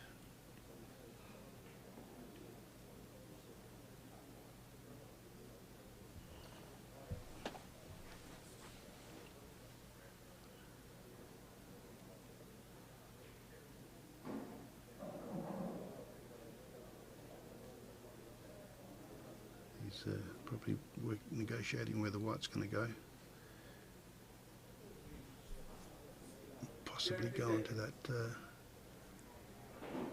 run into the red, which will break the yellow and red that are together and promote that yellow, hopefully leaving the white in that general area where we'll be able to pot the other 3 balls.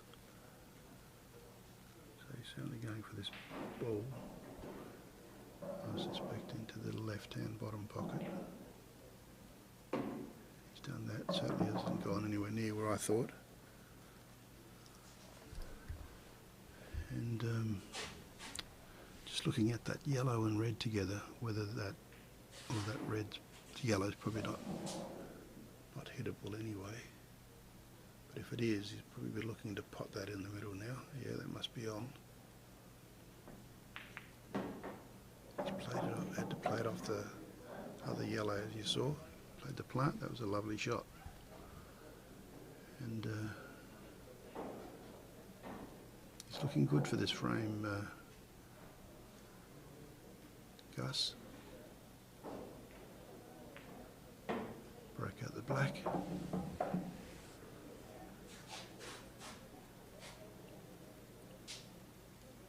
take that yellow in the middle first.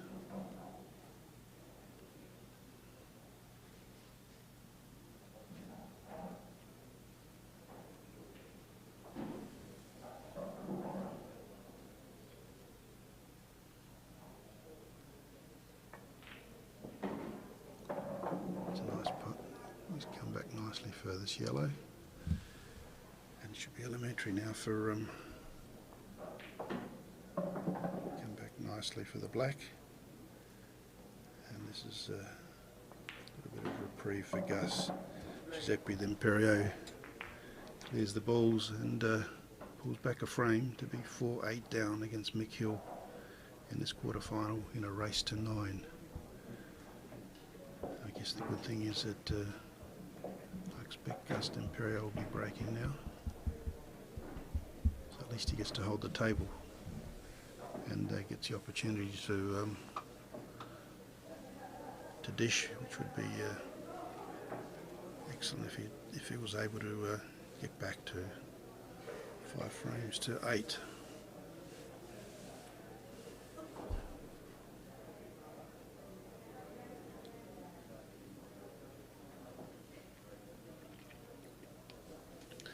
Okay, so these World Championships are coming to you from the Imperial Hotel here in Blackpool, England, and you can join us again tomorrow for more singles events. There's going to be live streaming right throughout these championships until the 29th of June. So keep watching, tell your friends. We'd love to have you with us and watching Paul.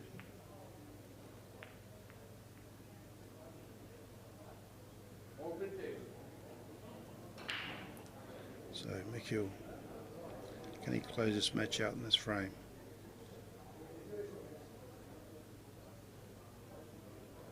He's at the table now looking for a denomination. I would take the yellows probably. But he might fancy the reds because you've got this pocket covered the bottom right hand. 30 seconds.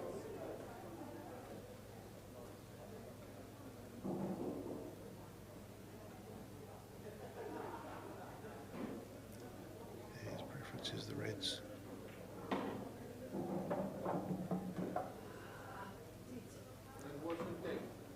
Hasn't been able to push that yellow far enough. I think he might have been looking to pot this red that's over the pocket, over the bottom right hand pocket. He's got the red top right hand pocket. If he pots that, he's still got the red into the middle.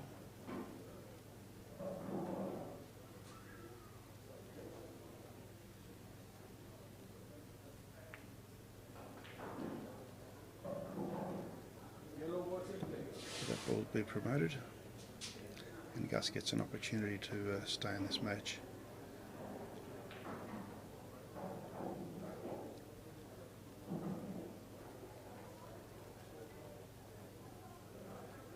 Both players starting to look a little weary, but every so often they have their burst of energy,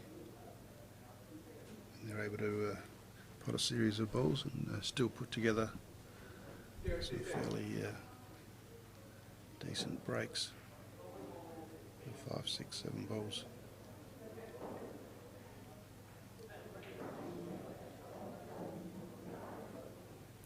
Eight frames to 4.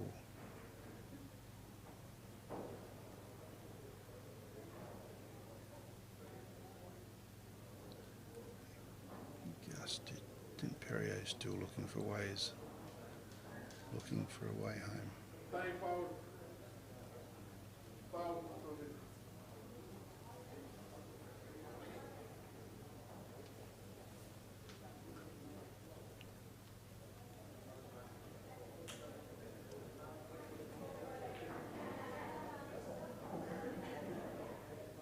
So that may have been a foul.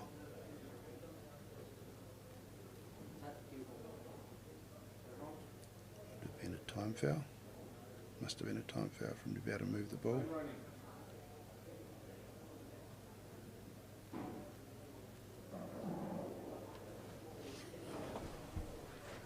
Yeah, so that was ball in hand. So is this a moment?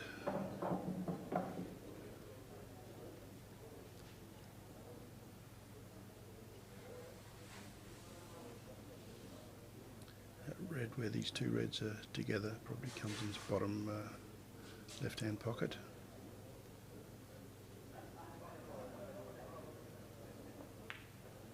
And that red now possibly goes to the middle right pocket.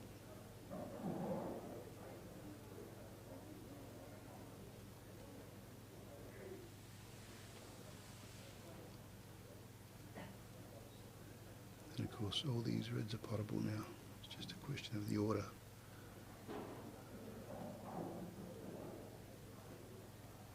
Still keeps looking around, looking around.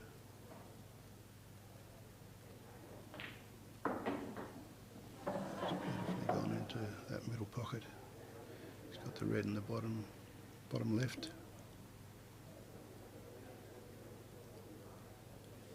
I guess the black might be a little bit tricky. He's restricted as to the pockets that he pots at the moment, and I think he would have liked to.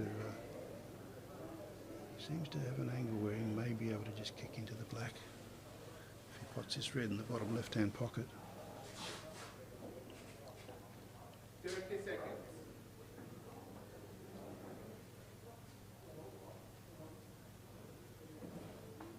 Come out beautifully with plenty of side.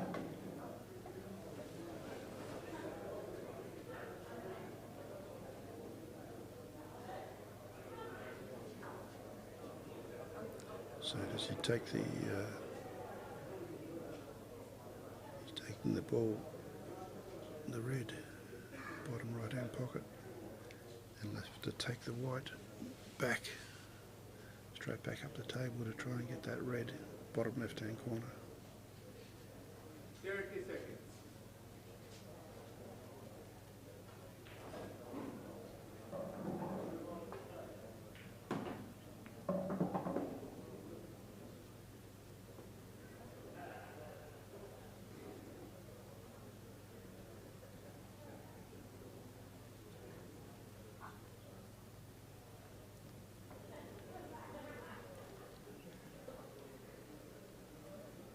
So Mikel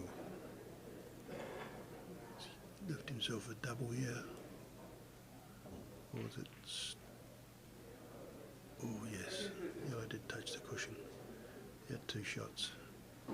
So now he's just going to send this red into the bottom left hand pocket, and then match point will be black into the bottom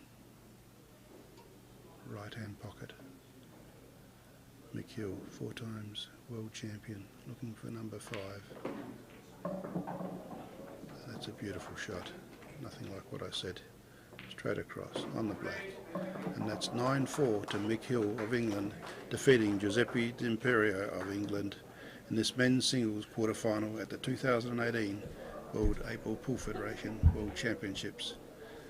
Well, to all the viewers around the world, hopefully you've enjoyed the matches today. We look forward to having your company tomorrow here at the World 8-Ball Pool Federation Championships for 2018, and this live streaming brought to you by WEPF live stream. That's a good night from me, good night from yours truly, Joe Fanto, and look forward to having your company tomorrow for more great pool from these world titles. Good night all, thank you.